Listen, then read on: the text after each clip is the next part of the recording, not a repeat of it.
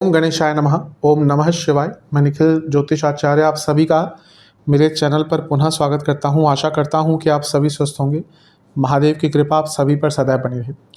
ये वीडियो मेष के लिए बहुत महत्वपूर्ण है, क्योंकि वीडियो है आने वाले सप्ताह यानी कि 20 से 26 मई 2024 के साप्ताहिक राशिफल के बारे में। कैसा रहेगा आने वाला सप्ताह मेष के लिए।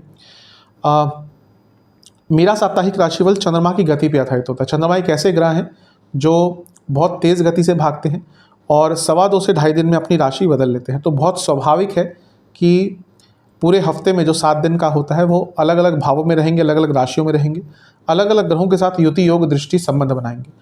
तो इन सब चीज़ों का क्या प्रभाव आपके जीवन पर पड़ सकता है, यही आधार रहता है मेरे साप्ताहिक राशिफल का। चंद्रमा मन के कारक होते हैं और जिस भाव में जाते हैं उसको बहुत एक्टिवेट कर देते हैं, इसीलिए उनका डे टू डे एक्टिविटीज़ पर बहुत ज़्यादा प्रभाव रहता है। यदि आपकी लग्न राशि या चंद्र राशि मेष है, दोनों ही गाइडेंस के लिए इस राशिफल को देख सकते हैं।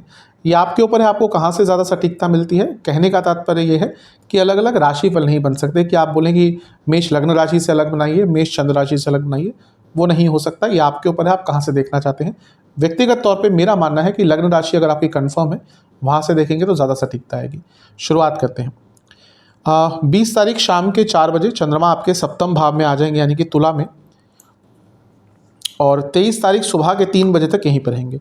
चंद्रमा का सप्तम में आना न्यूट्रल होता है, क्योंकि केंद्र भाव के स्वामी है तो राजयोग बना रहे हैं।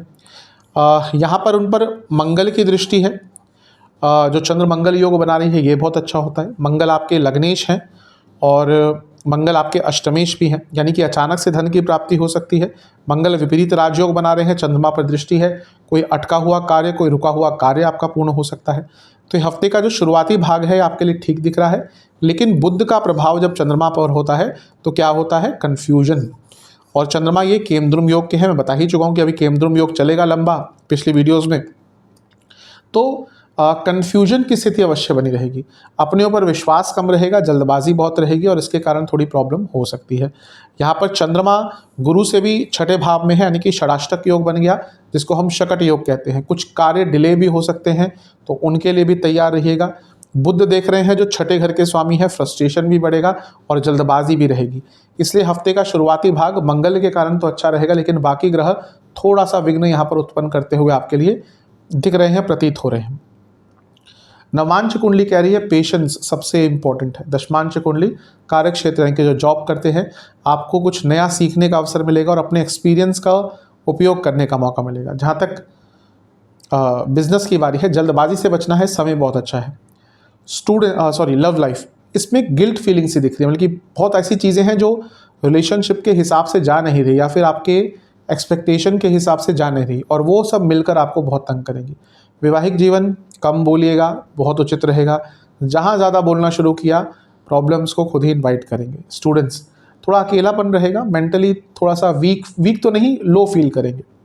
सेहत की जहाँ तक बात है, जिनको किडनी या गॉल ब्लैडर की प्रॉब्लम है परेशानी बढ़ेगी। हार्मोनल डिसऑर्डर्स है, परेशानी बढ़ेगी। नसों के रोग और ENT की प्रॉब्लम, इन्फेक्शन आदि तंग कर सकते हैं।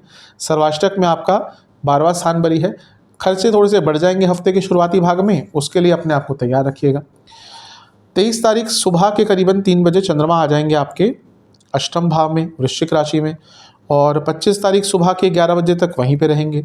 चंद्रमा का अष्टम में आना बहुत अच्छा नहीं माना जाता, मैं कई बार बता भी चुका हूँ। अब प्रॉब्लम यहाँ पे क्या है कि एक तो नीच के चंद्रमा है, दूसरा अष्टम के चंद्रमा हो गए, पूर्णिमा वाले चंद्रमा हो गए, क्योंकि सूर्य की दृष्टि है।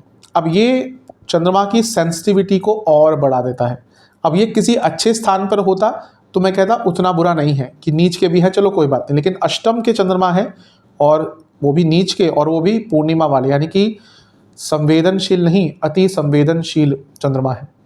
मानसिक तौर से बहुत परेशान करने वाला टाइम जाएगा। अब ये सब हो ही रहा है, शनि महाराज की दृष्टि भी है, यानी कि विषयोग भी बन रहा है। तो जिनको ऑलरेडी कोई मानसिक विकार है उनके लिए थोड़ा कष्टकारी समय जाएगा। एक अच्छी चीज़ है कि गुरु देख रहे हैं, शुक्र देख रहे हैं, सूर्य देख रहे हैं। सूर्य लक्ष्मी स्थान, गुरु लक्ष्मी स्थान, शुक्र स्वयं धन स्थान, इनकी दृष्टि अष्टम पे। अचानक से बड़ा धन, अचानक से कोई बड़ा रुका हुआ पैसा, या कोई अचानक से नई पॉसिबिलिटी आपके लिए धन कमाने के मामले में खुल सकती है। लेकिन मानसिक तौर से तो ये समय कष्टकारी जाने वाला है। कोशिश यही करनी है आपको, पहला किसी की बातों में नहीं आना, दूसरा किसी से इन्फ्लुएंस नहीं होना, और तीसरा कम बोलना है, क्योंकि यहाँ के चंद्रमा वाणी स्थान को देखेंगे जहाँ पे ऑलरेडी 3 ग्रह बैठे हैं।